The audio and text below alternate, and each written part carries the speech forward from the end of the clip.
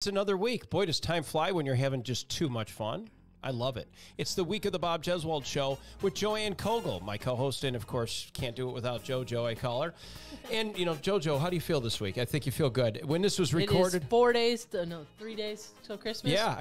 Two more days till my elf goes away. 2021 Elf on the Shelf is going to fall over. Mother elfer goes home. How dare you? Your daughter would not be listening to this. I hope not. Not. But today you want to listen to this because you know when we get together, we're always talking about great things to connect people. Don't make excuses. Don't dwell on setbacks. Appreciate the past, but always find ways to make improvements. My next guest is going to be talking about that. She is the first black woman for the editorial page of the engagement editor at the Jacksonville Times-Union. She's an amazing background, and her journey is something you don't want to miss. We're going to share it with you. That's coming up next on the Bob Jeswald Show. Personal power, people positive, the community of connection. This is the Bob Jeswald Show. Elf on the Shelf. Joanne, where did you put it? Where is it? Today, the elf was surrounded by the gnomes. Okay. And there was nowhere to go because the elf was tried to steal the ornament, and so the gnome surrounded him. The stories we come up with. Yeah, but the interesting fact about that is that at 5:30 a.m., I was coaching our 5:30 a.m. CrossFit class, and they asked me where the elf was this morning, and I said, "Oh, bleep, I forgot." And they said, "Quick!" And I live 2 blocks from the gym, so they said, "Quick, we will row. Go move the elf." And that was at 5:30 a.m. So hopefully my child is not listening to this, or maybe she will in a couple years. But I'm pretty sure she knows what's going on, and she's just pulling the wool over my eyes, because yesterday the elf didn't move either. And she said, "I mean, really, what's the point, Mom?" And I was, well, it's true. But today, so at 5:30 a.m. Yeah, you could have buzzed killed it, but you didn't. You the saved elf the day. Moved. Thank you, 5:30 a.m. CrossFit class. Good. Oh my goodness. For moving the elf, for letting me move the elf. Yes, during class. I know we've all done it, Marsha. You have a daughter, and our next guest here is Marsha Pledger. She is with us. You hear that little voice all the way from Jacksonville, Florida. Give it up for Marsha. Woo. Marsha, how you doing? I'm great. How are you guys? Oh, business journalist, just incredible stuff. You were a journalist for so many years at the Plains Dealer. Now you were moved down into Jacksonville. This is a big deal for you, and you are really reinventing not only the culture, but even yourself, and it's kind of like the new elf on the shelf here in Jacksonville, Florida, but in a great way, which will add a nice little sprinkle on top, so to speak. Okay. You know, like that, because Sprinkles is one of the elves. My grandkids taught me that this past week. That's what your elf is named? No, one is Sprinkles. They call her Sprinkles, but but we got a golden lady here, and she is fantastic. You know, tell us first, Marsha, let's really hit this out of the gate, because you don't make any excuses whatsoever. You have a book that you had certainly written, a 10-year column that you did called My Biggest Mistake, you know, and I want to get right into that, because don't we all kind of kick off conversations that way? Geez, the biggest mistake I ever made, if I can only do it again. And your response would be what? I mean, we all make mistakes in life in general, but the reason I started that series, it actually lasted 10 years in Cleveland. My background is I've been a business journalist for most of my 32-year career. And while I've only worked at 3 newspapers, I've freelanced my entire career for all sorts of publications, including Money Magazine for 14 years and lots of other national publications and local. I've always freelanced, but I've only worked in newspapers my whole career. But the reason I started, so in Vegas, I started my career covering crime and went from there to cover tourism. And that was my entree into journalism. I mean, into business journalism, I should say. And so, you know, name a subject I've written about as a business journalist, whether it's technology, manufacturing, you name it. I had a business etiquette column at one point. I had a marketing column. You name a subject, I've touched on it. But the one subject that I'm most passionate about has always been small business. And that's because small businesses are so important to this country. They run everything. They hire more people than anybody. They are more nimble than major corporations. I've covered major corporations too. And so I started a series called My Biggest Mistake and How I Fixed It. And, you know, when you're a journalist, as you know, you just wing it, you know, you just wing stuff all the time. And so I started the series not knowing if it was going to work even a month, much less a year, much less 10. But what just happened was that I realized that it wasn't about me. It was just like, how many areas where can small business owners go to and find places for support, you know? And if you really think about it, just to think, forget my column in my series. Okay. In journalism in general, I think the reason I did is because people always want to talk about how great they are. And I want to hear how great you are. I do. But I really want to know how you got there. Because I think that when people read news, I don't care if it's TV, magazine, sure, podcast, whatever, marketing in any way, you know, I think that when people only talk about how great they are and how they're on top now, people tune out. You know, because they were like, well, how did you get there? I can never see myself there. And so that's kind of the genesis of how that column started. And the other reason I started is because I've covered, like I said, every aspect of business. And so it's not fun covering corporate America, in my view, anyway.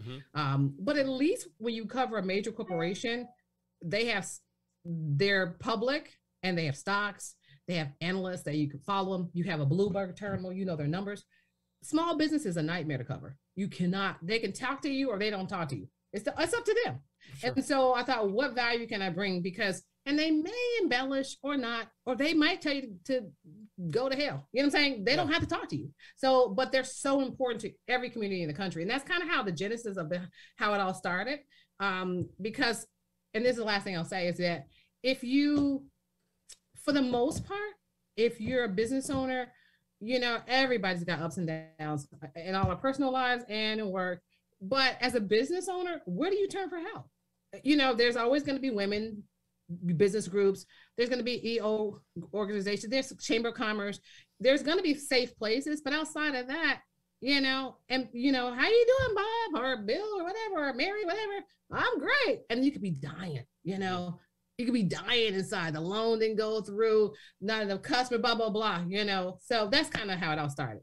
Joanne is almost leaping out of her seat because we're really touching a nerve with Joanne. Because we're hitting a nerve with Joanne. This is great that Joanne's here today with you because I have two very, very interesting women. You cover this. You're inspired by it. This is what motivates Marsha in getting to small business. Joanne is someone younger, a little bit younger, and she is taking on this one of your interviewees or something you're very accustomed to, with kind of prying and kind of digging deep with someone like Joanne to figure out what did she do. Joanne she's part of a Tri-Columbus community. I mean, she's a race director of this, and she puts these shows on. I mean, they're incredible, and they're great events for triathletes and duathletes. Wow. And she also has, she's in the CrossFit, fitness, as we were talking about earlier. So your question to Joanne, what would inspire you to probably have Joanne in one of your columns? What would you ask her if you had a question to ask her? Well, here's the thing. What I learned about covering small business owners is that you don't really know when it starts with a theme. And my theme was my biggest mistake and how I fixed it. Because first of all, everybody makes mistakes. And so the reason I did it is because, I told you the reasons I did it, and how I fixed it is the key. So, you know, you may go in and I might ask, you know, just, you can tell me a few things about your life or your company. And I may think, oh, she's going to tell me this, that, and the other. But trust me, you don't ever know. I wouldn't have a question. It's just open because I don't know what they're going to say. Their biggest mistake. First of all, their biggest mistake is bull. I don't even, it was called my biggest mistake. It's a gift. But trust me, I don't care if it's your second or third biggest mistake, as long as you share something that you're willing and comfortable to share that someone can learn from. So for instance, your biggest mistake might be hiring your partner and, you know, or hiring a family member. You know what I'm saying? So I could have a preconceived notion oh, she's going to tell me something about her biggest challenge was banking or marketing or technology, and the list goes on and on and on and on. You know, but you don't know. I don't really have preconceived notions. I just ask people to share what they're comfortable with, quite frankly. What are you comfortable with, Joanne? I'm uncomfortable. Did you hear that? So trust me. Wow. So trust me. That's No, I'm mean, I'm lost for words for Joanne. Joanne. I never saw Joanne. No, I get Marcia.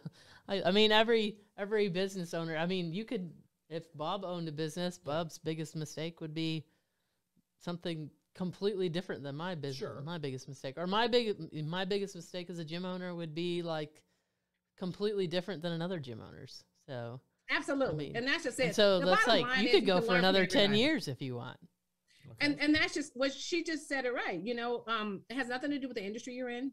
Yeah. Okay. It has to do with your circumstances. You know what I'm saying? It's like an infinite column for you forever. An infinite column forever.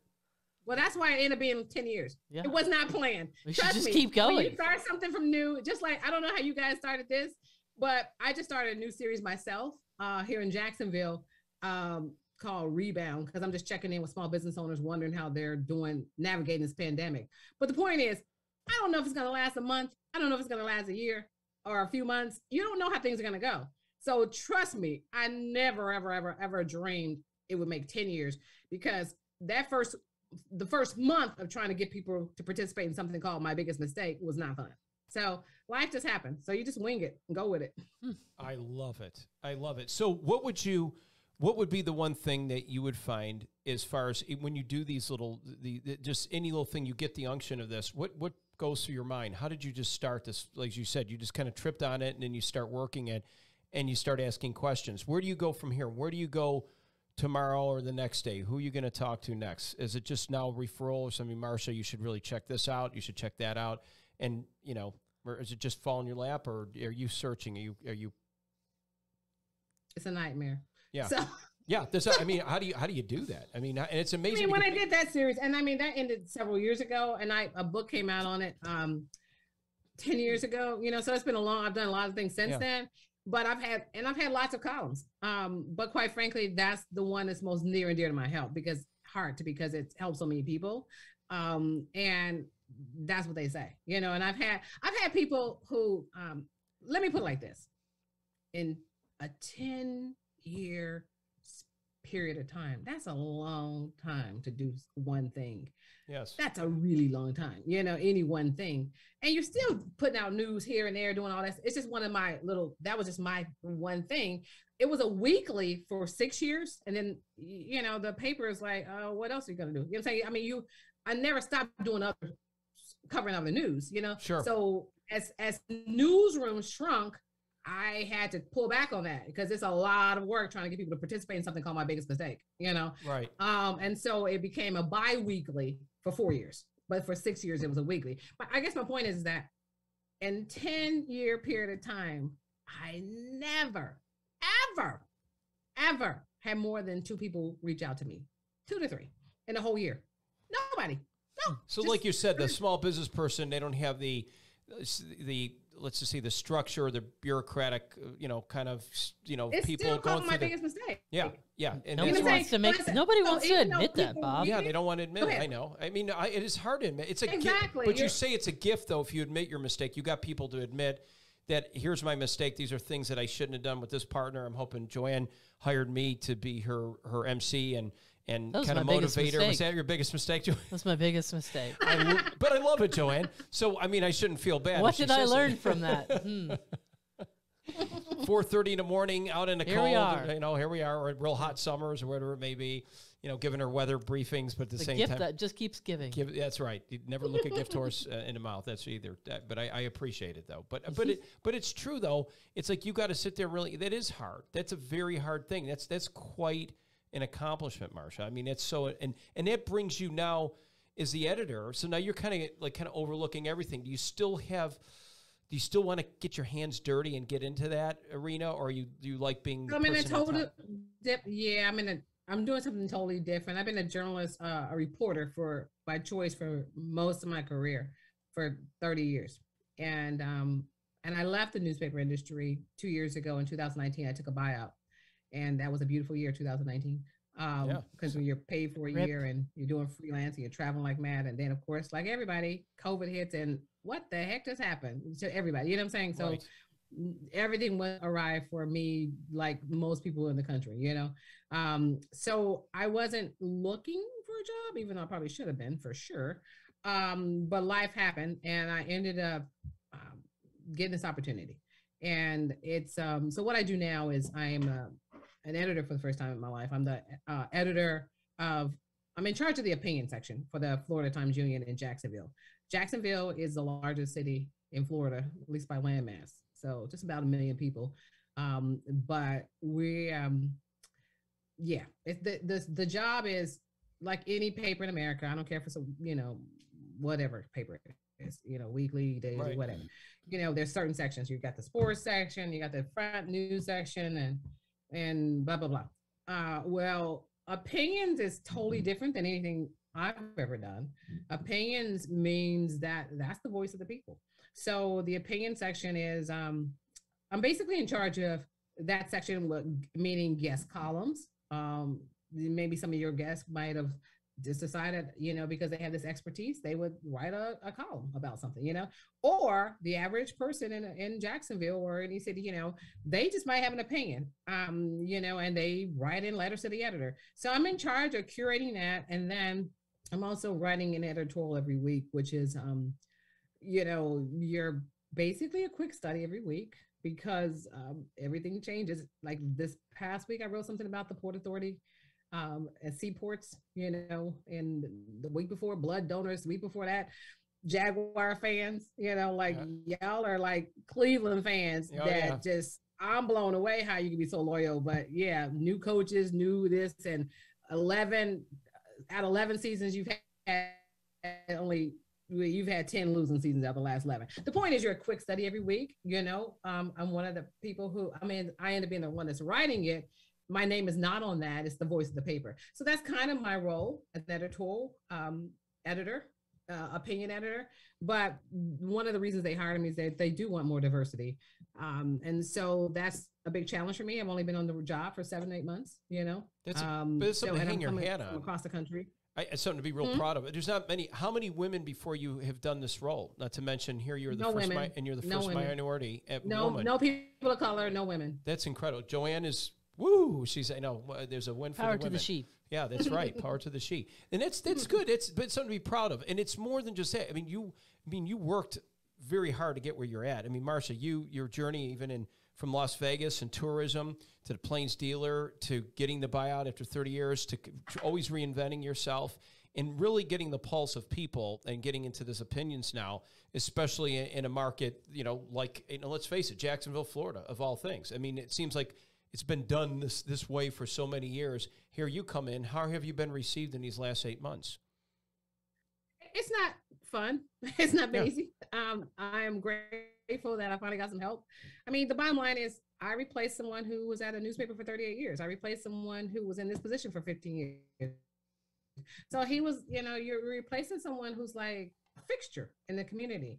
And here, my little outsider self comes from across the country.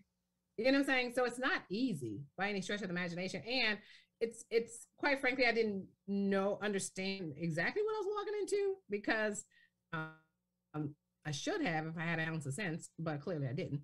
But if you're in, it's kind of human nature. Let's think of, you know, forget my paper. In any market you are in the country, in your market or anywhere, if someone takes the time, just, you know, your neighbor, your mama, daddy, friend, kid, student, I don't care who you are. If someone takes the time to write to a newspaper, an opinion section, you're mad. You're mad. We get phone calls. I mean, people are mad. No one just takes the time and says, I think I'm going to write how happy I am today about life. I'm going to write you a Christmas card. No one does that. I'm going to write into the Jacksonville, whatever it is. I'm going to write, my opinion is that I'm having a great day. Jacksonville Times-Union, here we come. We're going to headline. Merry Christmas. Seriously, I would love it. You know, and here's the thing. I'm not knocking it. I'm just telling you I didn't quite understand what I was getting into. You know what I'm saying? Because I come from a business background, 30 years. That's a big Yeah, change. everyone's always mad. Right. We live in an They're angry, mad, we you know, live in and an they're angry legitimate world. concerns. Well, they're always legitimate concerns. You know what I'm saying? I'm not trying to. I'm not belittling their opinions. Please understand.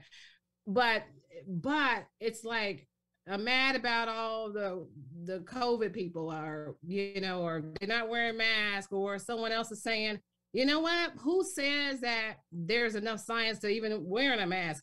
You know, and so you have to, just because someone has an opinion doesn't mean you can run it. And I've been burnt, you know, trust me, I'm not proud, you know, because, and then people attack you constantly, you know, because they're like, oh, you're too liberal, you know, you don't run enough conservatives, you know, so you can never win. Right. But it's one of those jobs where, you know, people are mad. I'm mad, all legitimate concerns. I can't say that enough.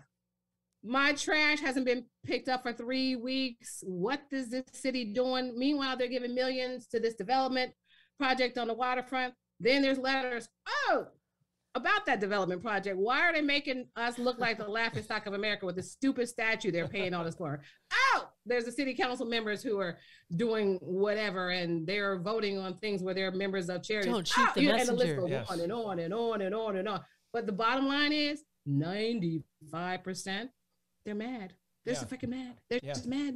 They're just freaking mad. And so I was like, well, how are you going to change that around? I just got here. So I'll give an example. And for Thanksgiving, I was like, can we just have one day where people could just say, what are you thankful for? You know what I'm saying? So sometimes, because if it's opinions anyway, what are you thankful for? So anyway, that's a kind good of one. You probably made somebody mad. I always do. But yeah, that's my little world.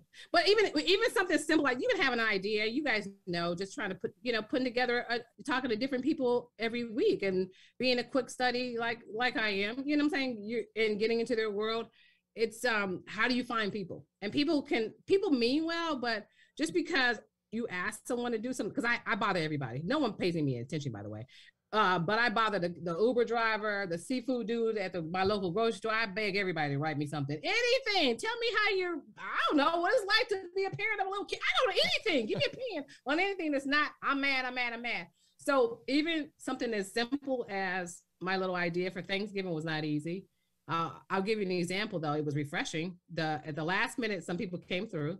I reached out to a homeless shelter and I was like, do you have anybody who was homeless who maybe is not homeless now, and maybe through the community help they turn things around?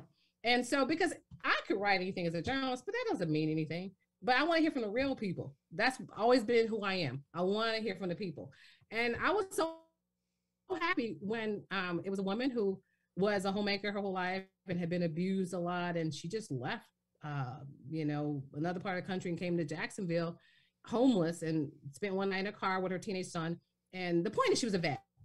She most of her life was a homemaker, but she used to speak 5 languages and she was a veteran.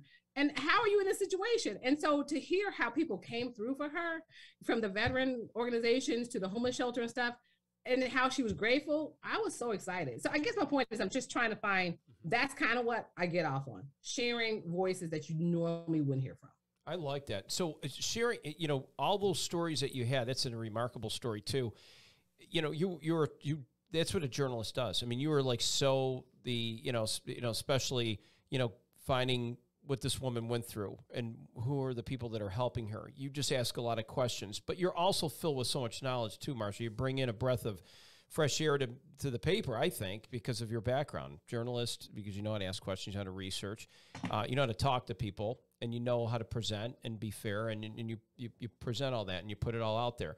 And getting back to, like, when we're talking about COVID, do you see a lot of people that are just struggling, and what would you say that to them? Especially, and I want to go back to your business because you did it for so many years too.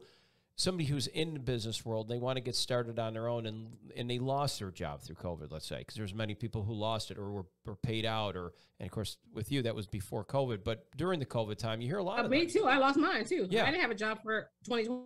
Yeah. So and then let me say that again. Obviously, you right after that, you were like sitting there right in the middle, and hey, I got a buyout, but now I got to go to work, but I can't work because there's COVID. Exactly. So how did this job come along for you? Were you applying, or how No. would somebody who's trying to get into something and get out of their corporate job, or if they lost their corporate job, do this? What would you say to them? What do you do? Well, here's the thing. I literally I just come up with these ideas. I'm not saying they're all good, but I try, Yeah. And so one of my ideas, I'm going to get to your question, but let me give you a quick background. Sure. One of my series that I did, was called a series I did for 3 years, maybe, called Reinvent. And it was about people who changed careers drastically in the last 5 years, or companies, small or major, who made changes. Because that's you're going to hear the same theme from me no matter what I do. I really get off on sharing things that people don't normally hear. That's kind of what I get off on. And so when someone says they used to be a banker and now they're, I don't know, they're working at a horse farm, I don't really freaking care what they do. I get so excited when I meet people who take risk, and they have ups and downs, but they go for what they want. So, and they take a risk, So back to me, it's one thing to write about all these people, but I never had to think about myself, quite frankly, because I'm a journalist telling everybody else's story. And so here comes 2020, and actually 2019, I kind of fell into putting together a conference about medical cannabis. It was one of I get bored easily. And so when you've covered so many things in 30 years, what have I not covered? And cannabis is growing like crazy. I think when I was really paying attention, and we were up to like 35 states with medical and 15 recreational. And so I'm sure those numbers are off now, because I'm sure it's a lot more. The point is, when I took a buyout, one of my last stories was about the need to educate people about medical cannabis. How do you get a medical card, blah, blah, blah, blah. And we kind of winged it. This guy who I wrote a story about, I just lost my job, took a buyout, layoff, whatever. And he talked, the point is we ended up putting a conference together, and about 550 people showed up. And then we were planning to do our next conference on a whole different level with 2 days. And instead of just focusing on the general consumer, we wanted to talk to my world, which is business owners, because it's a brand new industry, but you need ancillary businesses, you need the cultivators, you need the dispensaries, blah, blah, blah. So, and then COVID hit. So everything changed. So I guess my point is, I'm no different than anyone else who had these plans. Everybody has some kind of plans. I don't care what your plans were. And a lot of them were just crushed, and nothing was happening for like a year. Well, when things started happening, and if you're wondering how I got to Florida, is because, what I've always done is networked. And good point. while I wasn't looking, a friend of mine just reached out, and he was definitely looking all over the country.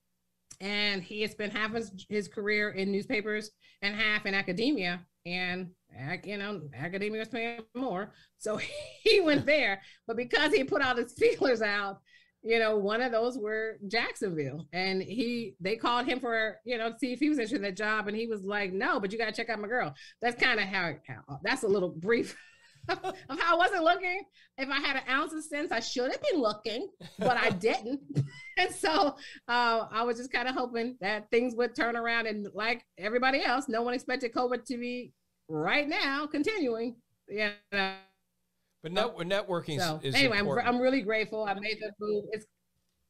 Oh, I said network is so important. I know there's a little bit of delay on our thing here. Networking was key. I mean, but you do it so seamless. It just seems like it's so seamless.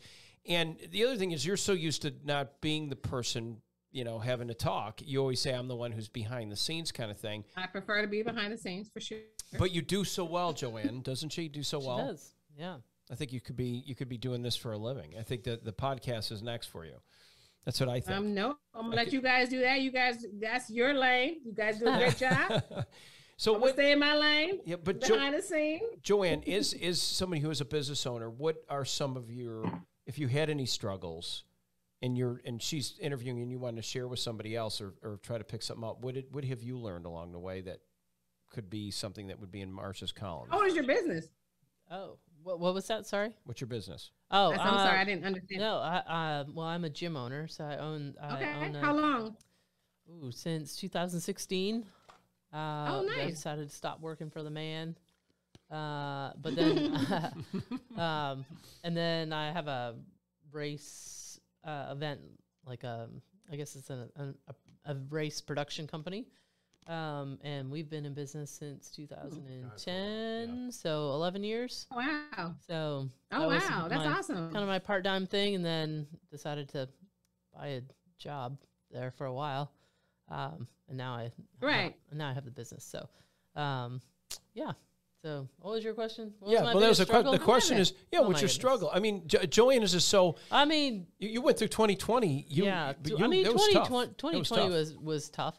But I work with a business mentoring company called Two Brain Business, which is there's their little shout out there. Yeah, there you go. They're out of Canada. Tell me, what is it? It's called Two Brain Business. If you ever want to talk to anybody with business minded, there's like a lot of us who have a lot of opinions on things. Yeah. And we would love to talk to you. There's several tiers of groups, and there are lots of people that will love to share their struggles and their woes and their opinions. I'm happy to connect you. So, but I work with this business mentoring company, and they they're out of Canada, and they kind of foresaw COVID come a little bit faster because we've got some gyms and some companies that are overseas, like China and I don't know, in Europe, and so they were kind of a couple months ahead of the United States, so we kind of saw it coming, and so on March 13 was our D-Day here, our C19 day over here in 2020, right. And so I was talking to my mentor on March 18, and she was like, "Well, what's your plan?" And I was like, "Well, Anastasia, I don't think anything's ever gonna really happen, but these are our plans."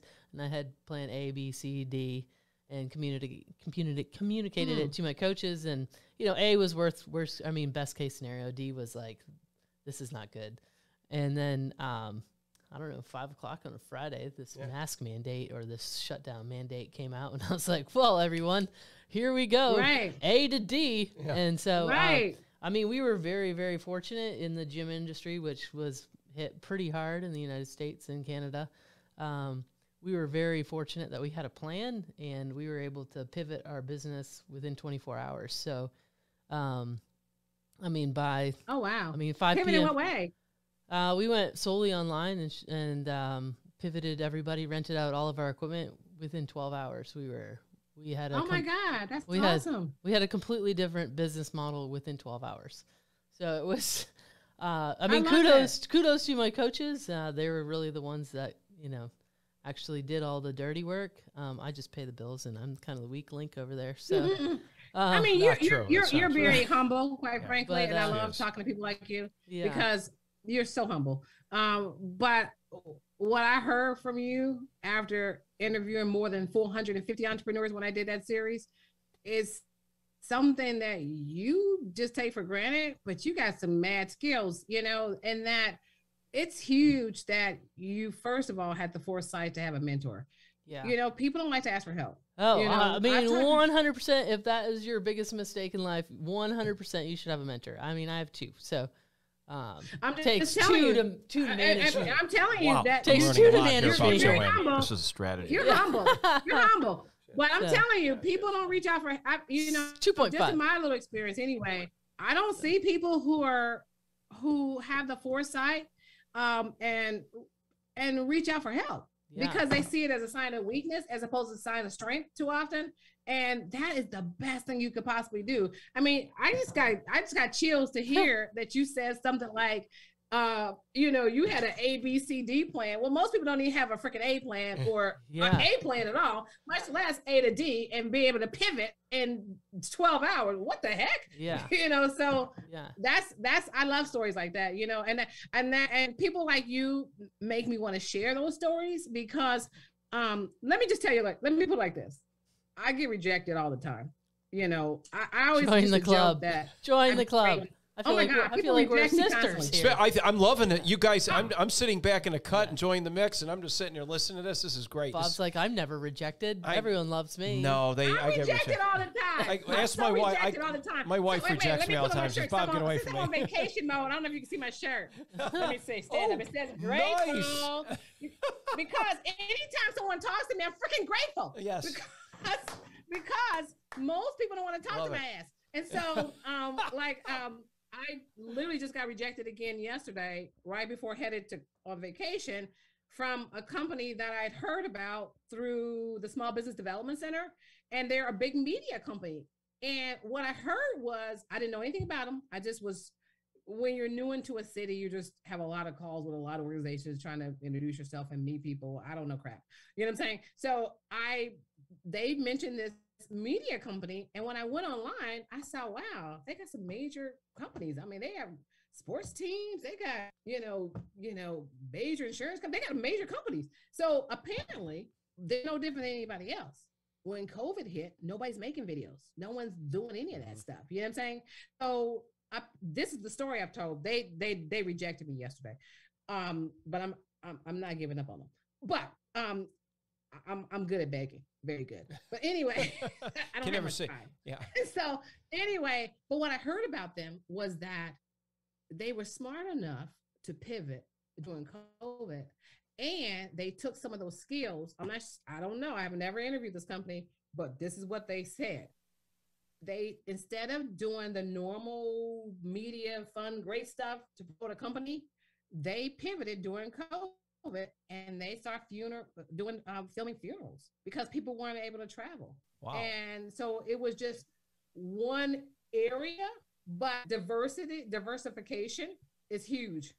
Yeah. Without, it's a major reason why companies don't go under, because it's so easy to get caught up in having one great client or two great clients or three, you know what I'm saying? And then they take up all your time. They suck up your whole life. But then if they say, oh, bye-bye, you're screwed. Yeah. And so the reason the guy rejected me yesterday, he said in an email, is because he don't see that he did anything special. We just diversified, like whatever. But he doesn't understand. Right. That story is huge. Would you not agree, Joanne? Yeah, no, I completely agree. But I would say to you, rejection is what makes you go forward. I mean, just think if you were given everything, it'd be like, one of these, I don't know, trust fund babies out there.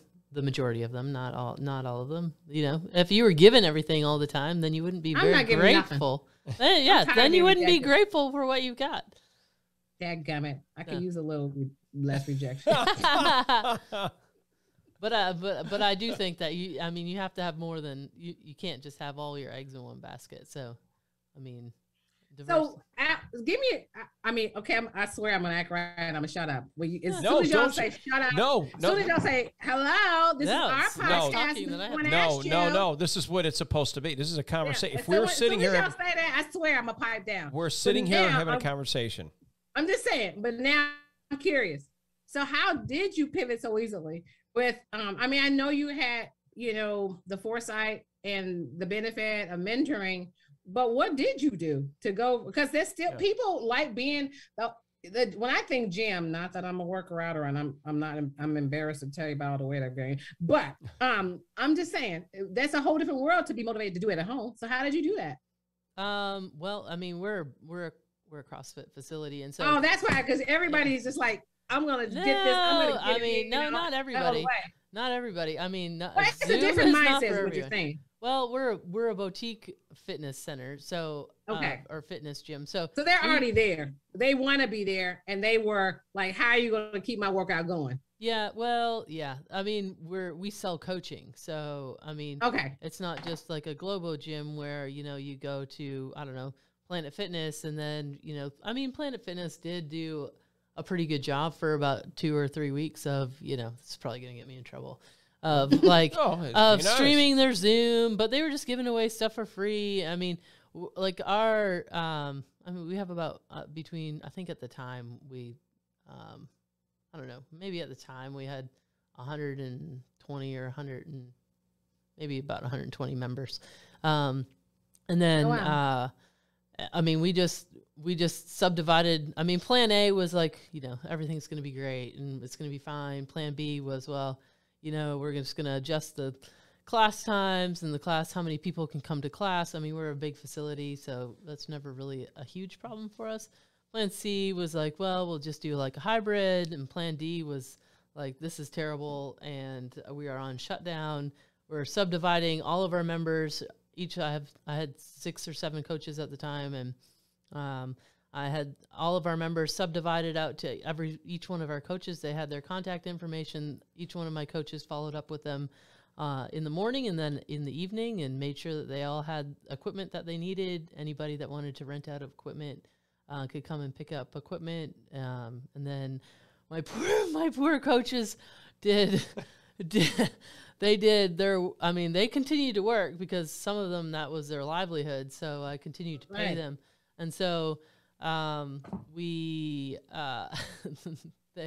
they streamed the workout. These poor coaches had to work out in the room in this 8,900 square foot facility with nobody there. They were working out. Oh my God. Working out by themselves. And they would just, you know, do it over Zoom or Facebook Live in our Facebook group. So it was pretty awkward for them. And, I mean, we just made it pretty engaging. We had some, you know, daily, we had a quarantine home workout thing every day that came out, and then, you know, they could win a prize. It gave me a lot of content to keep our social media going. And it just made it pretty interactive. Well, did you end up upping your social media? It sounds like. Yeah, I mean, we had some pretty solid social media to begin with. So, okay. I mean, it was just engaging, and it was really just to keep our people engaged and keep them moving forward, because it was pretty terrible, depressing time. I mean, I did a lot of laps around my house because I was so bored. Right. But I mean, like, we did coffee with coaches. My poor coaches had to like do this Facebook Live and talk about their lives, and they were like, well, what'd you do? You did a lot of outdoor stuff really too. Awkward. I mean, we did some parking lot workouts that were nice. Super. You took advantage of the infrastructure of our city, the Riverwalk, Joanne. Oh yeah, and then I made this. That was probably the biggest highlight of the. I thought it was great. Listen to this, Marsha. You're gonna love this. I mean, I to Jacksonville. Maybe you know what, you could build on this. Yeah. I really should probably build on it myself, but. And get maybe Piedmont would sponsor it. So if Piedmont listens, maybe they should call me and sponsor it, the next one. I came up with this 5K route, and every, I don't know, 250 yards or so, every quarter mile, there was a little, you know, the sidewalk stickers that stick on the ground that are aluminum and tell people which way or stuff or advertise things. I'm sure you've seen them. Like in big cities, they like have these aluminum. Oh, they're just aluminum stickers, so they're very resilient. Anyway, they had an exercise on them, and so you could do this 5K circuit training for the community and have my logo on it. So that worked out pretty well, and then we filmed it and then put it up on Strava, which is kind of like a way of tracking stuff. I love it. Yeah, people used it a lot. Well, I think that you know what? What do you think of that? Yeah, it's the reason I told you what my background is, and I told you how I'm super grateful for my new opportunity, but it's definitely outside of my comfort zone. And I was starting to feel like, you know, I did the job a couple months at home in Ohio before, because I had to get my kid off to college. I had to move out of my house and move to Florida. And then once I moved, because it's hard to write about another city when you're across the country, you know, so your job is doubly hard. You're like, they mentioned Ponte Vedra or whatever city. And I'm like, well, where is that? Is that 5 minutes or 5 hours? You know, like, you don't know anything when you're covering it, you know, you're moving across the country. But anyway, I guess my point is that once first and foremost in my role was to try my best to get my arms around what they hired me to do. But but newspaper industries have struggled for quite some time. And there used to be big staffs for what I do, not, you know, what we have now. And so as soon as I kind of was feeling like you know, on a treadmill, you know, and like, I know that part of my title is engagement, and one of the reasons you hired me was to find new voices, whether young people, diverse people, whoever, but the most people who write in are old white people, and I need more diversity. I don't care who the hell you are, but I need diversity. And so anyway, I guess my point of mentioning that after hearing what you said is that, it's kind of inspiring to hear that all the ways that you just kind of juggled and thought, how are we going to make this work? Because we are where we are. So as soon as I got some ounce of help 2 months ago, I started a new series. Right. As soon as I got some help, and that's when I started Rebound, because I wanted to hear stories like yours. And it wasn't about me hearing it. I wanted to share those stories about, because, it's inspiring. It's just inspiring, and my big takeaway, the reason I started the series just 2 months ago is because, everybody's story is different and you never know what anybody's going to say. But the fact is that so many of these companies, even though they've gone through so many ups and downs due to COVID, they're going to be adapting things they never would have probably thought about before had it not been for COVID. Would you agree? Oh, I think 100%. Oh, I mean, you're an entrepreneur, so I think if you are in an entrepreneurial state or a entrepreneurial mindset, if you're a true entrepreneur, you are never just going to roll over and die.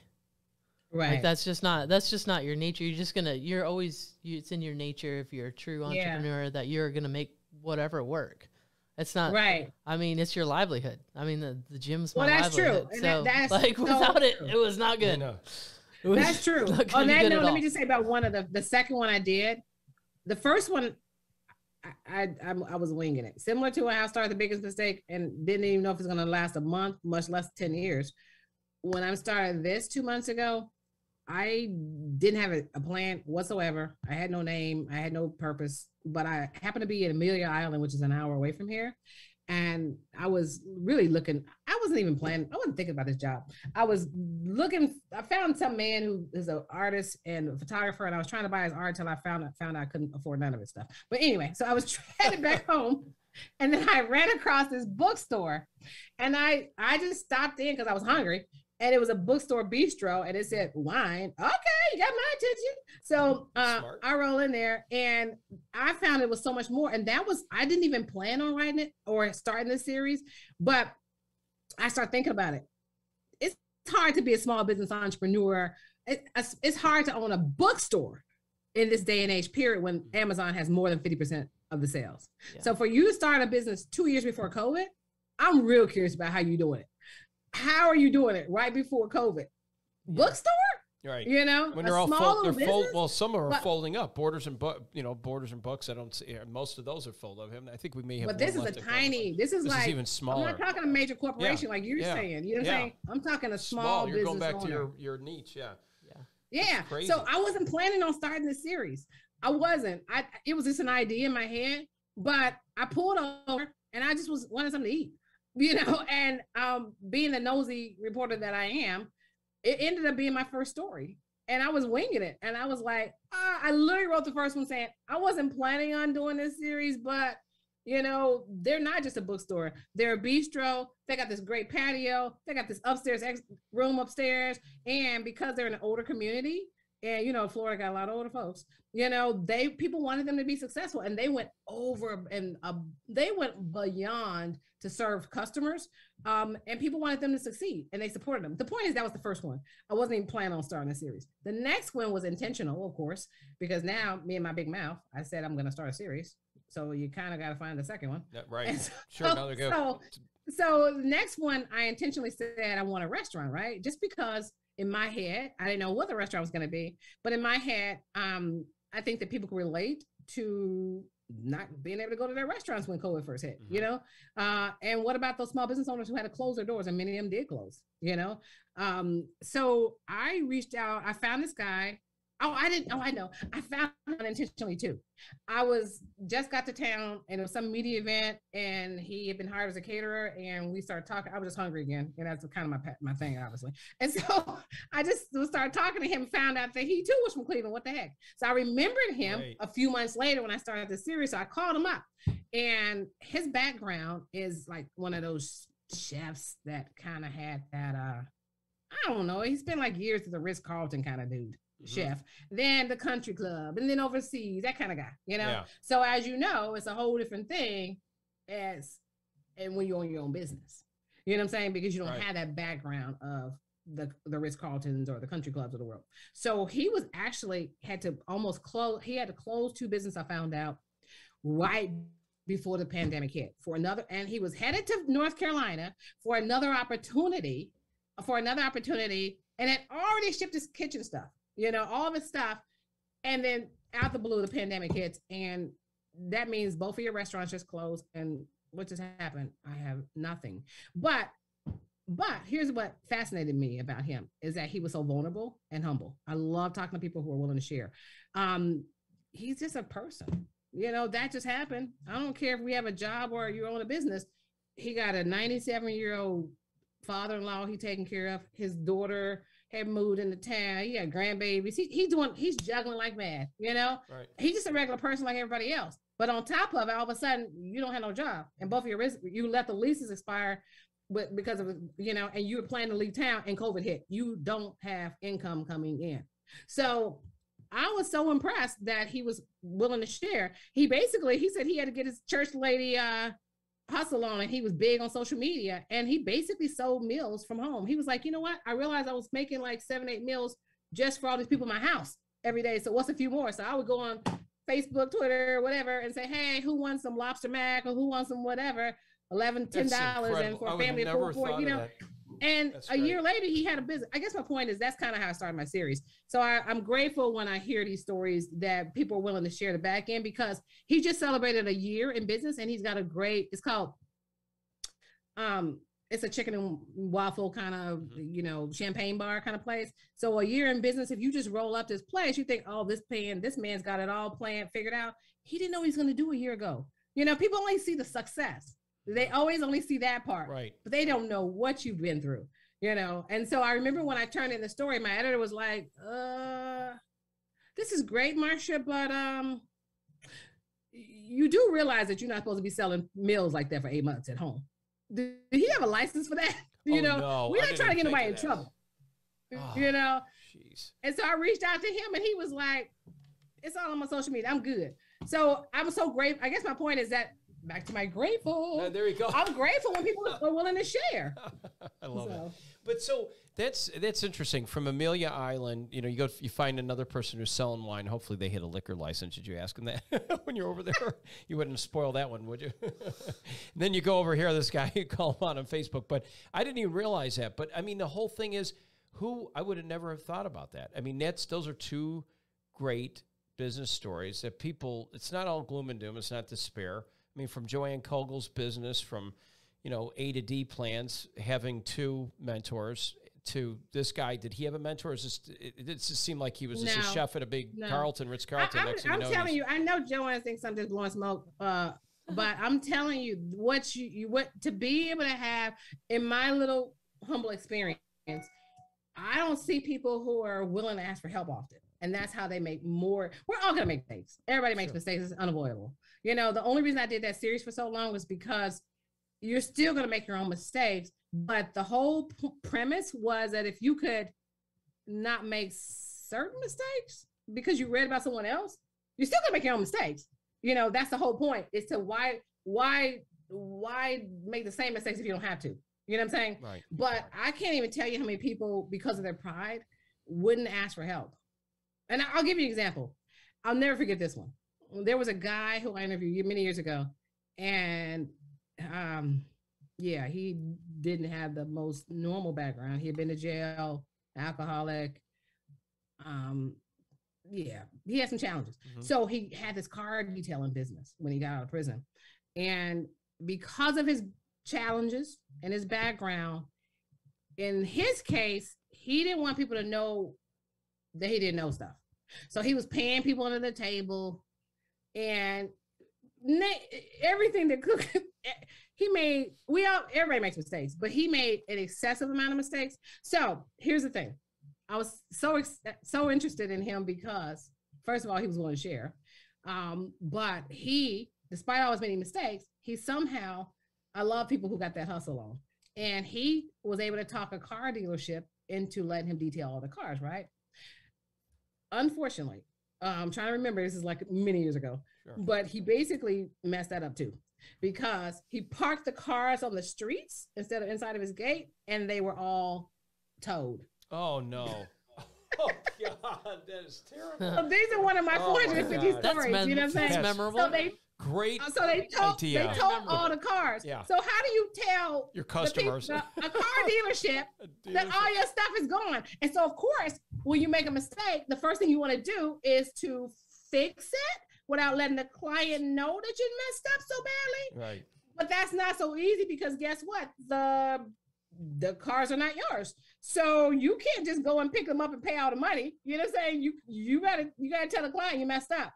So of course the client curses him out and tells him he's a jackass and he'll never do business with him again. And he's just furious. But what I loved about this dude was that, do you believe it or not? I can't believe it. He actually got that client back. Can you believe it? I can't. Everyone deserves a second chance. You hope, but in that case, he should have just said, "Look, I made a mistake. I'll pay for it. The money you were going to pay me to detail these cars, I'll just go bail these cars out." But then again, I don't know how much. That's what he did. He tried. He groveled, basically. Yeah. That guy came of course, back. any car dealership The guy came back to I do know, it again. I know. He got the client back. He was like, "Look, I messed up on a major level. I might detail some cars for, I don't know, X amount of months for free. I don't know what it's going to take. I messed up. I need a second chance." I guess my point is those type of stories I love sharing, because those are not the typical stories when you read or see on TV. Oh, so-and-so got their second location. Oh, so-and-so's got this going on. You just see success. That's true. We need to know what's underneath the hood. But I just love sharing the behind the scenes parts. Pull the curtain back for Marsha Pledger, and you'll be surprised what you can get, which is good. A gift is what you said, pretty much, because when you admit the mistake and you go forward and you do that, which I think has been totally remarkable. I think everything that you're saying is good. I lost my job at KLAS. You remember Las Vegas, the CBS affiliate there, and when that happened, my goal was I ended up getting it was networking. It's true. I just thinking about what you're saying, and again, it's because I had good people around me, and through that networking, I got myself an outdoor advertising business. It was Eller Media at the time, bought them out. But it was Bus Stop Shelters of Nevada. It was a smaller LLC in Georgia, in Nevada. Okay. I'm in Georgia. I can't get Georgia out of my head. But in Nevada at the time. And I sold bus stop shelter ads for bus stops and receptacle ads that the trash cans are on. They actually make money because they get hundreds of thousands of impressions on the Las Vegas Strip. And one of my biggest client was to go back to KLAS, the people who let me go out of my contract, right? And I say fired, they refused to say. They said he doesn't renew my contract. You could take it any way you want. But I was like, oh. I get you. And so. I got you. That's what me. I went back, and I was able to sell Paula Francis and Gary Waddell. The rest of his soul. Gary just passed away just recently. And I sold them, and I put my former anchors on bus stop shelters and made some good money on that. And that first year, I think I billed close to $300,000 because I had some name recognition. But after that, it was going down fast. But I ended up the networking helped because I wouldn't have had a prayer. I wouldn't know where to go, and it was people like Gary Waddell, who I work with, that took pity on me. His wife, who knew someone who knew the guy who was over that area. And it all worked out. So it all had a hand in it. So I had some sales experience. Exactly. I love that story because we all need second chances, but you'd be surprised about how many people, in my little experience of just interviewing so many people, who let their pride get in their way, and they're like embarrassed about how they got to be where they are because they used to be this bigger person, bigger job title, whatever, you know what I'm saying? And they don't know how to look past that and say, you know what?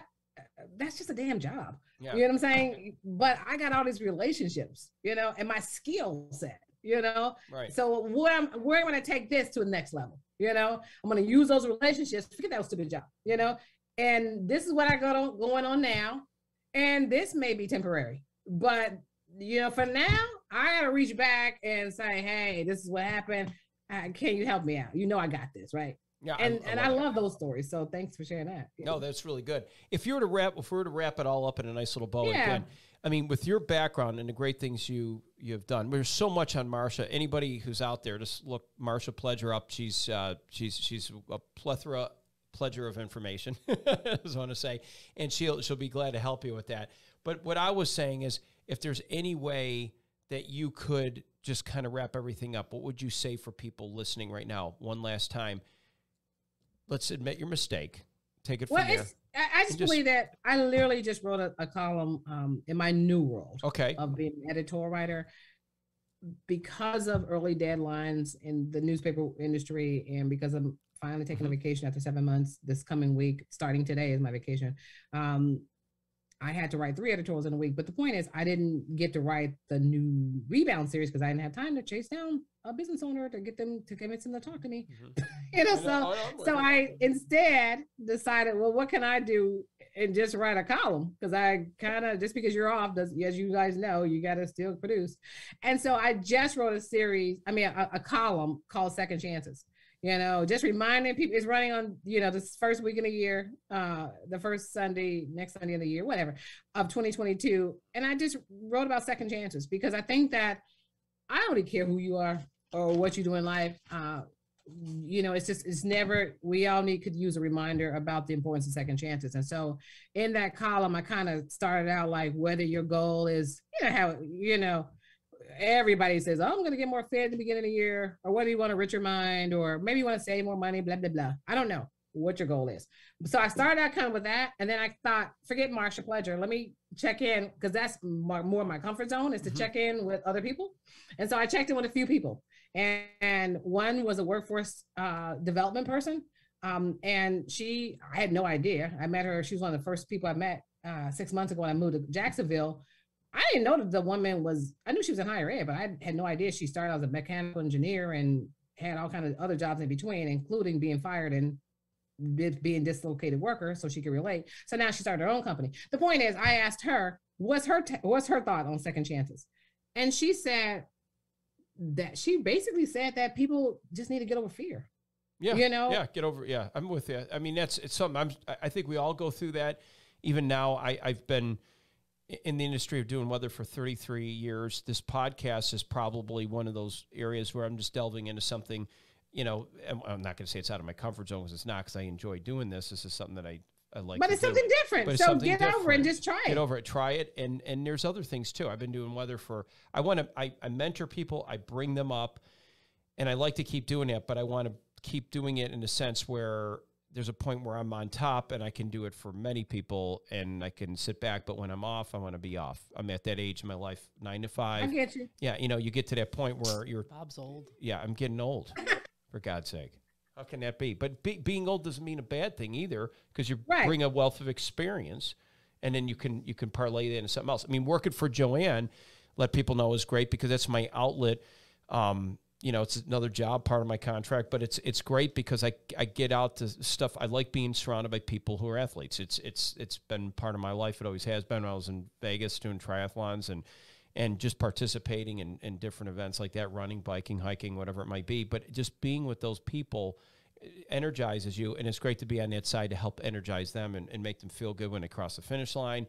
Brief them, introduce Joanne, and she briefs them on the course. It's a real enlightening, kind of fun thing. So those are another things. So, well, now if I can make that my full-time job, I would rather. That's true, and anyone knows that. I mean, I think it's important to save lives, but to me, it's a super release for me, and it's a great job to have. I'm not just saying it because Joanne's here, but it's a great side hustle. I would not wait on me to supply you. No, and I can't. I know that it's not going to pay the bills. I know it's not going to pay the bills completely. I don't think I would rely on that business. No, but what it is, I know it's hard. But that's what she's full-time job. But definitely not. But it would be. It's always like those things. I hear what you're saying. It's a fantasy, because that would be the fantasy full-time job if I can have one. Absolutely. That's but if you didn't try it, you don't. You never know, right? And I know, right. So on one other last thing I would say, in that same column, that just happened to be one person I reached out to, but I reached out to 2 others. one is the superintendent of schools here in Duval County, the largest county in the country.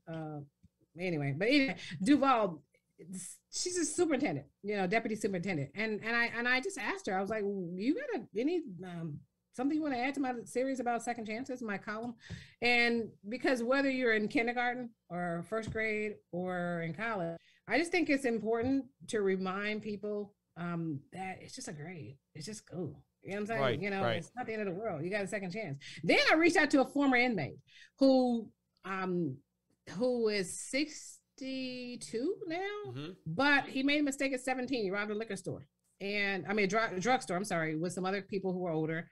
And he got 5 years, but all he did in prison was become a worse criminal. Yeah, he realized, well, this was chump change. That was stupid. And, if I'm going to be in prison, I should do some real stuff and make way more money.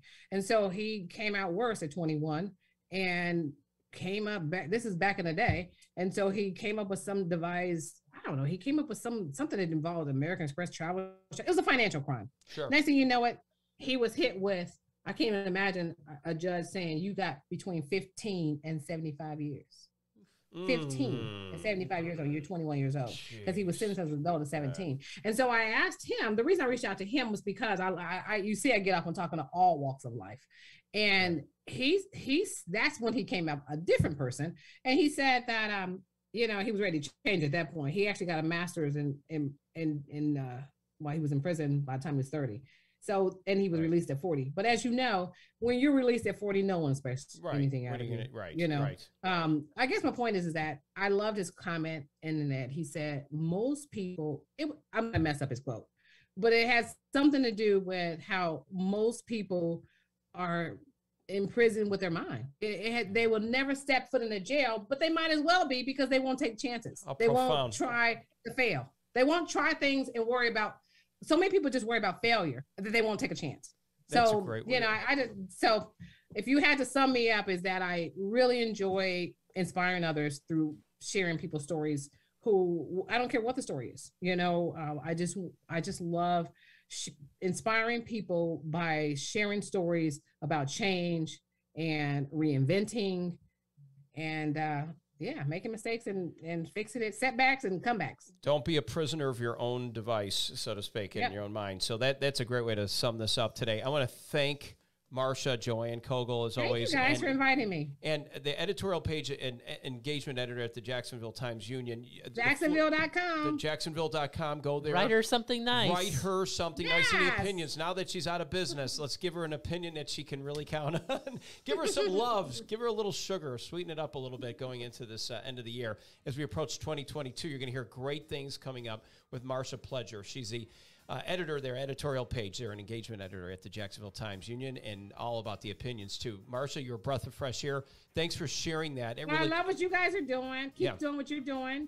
And I appreciate you guys inviting me. You were fantastic. I love your energy, enthusiasm. Known you for many years, and I feel like I'm even closer to you now. This is great. Joanne, thank you too. It was great. Happy holidays. Yes. Merry Christmas. Merry Christmas and Happy New Year, everybody. That's good. Marsha and everybody out there, if you want to hear more, you can catch it right here at WRBL.com. The podcast plays on. You can see the beautiful Marsha Pledger and Joanne Kogel. You can visually see them. Otherwise, if you want to hear it through audio, you get it at wherever you get your podcasts, through, of course, Apple and iHeart and, of course, Spotify. Check those places out there, too. Also on social media, I'm here for you at B. Jeswald WRBL. You can get us through Facebook, Twitter, Instagram. You'll find me, and you'll find this episode, too. Thanks a lot, everybody, for joining us on the Bob Jeswald Show this week. It was a good edition with Marsha Pledger. Again, Marsha, ciao. Grateful. We're grateful.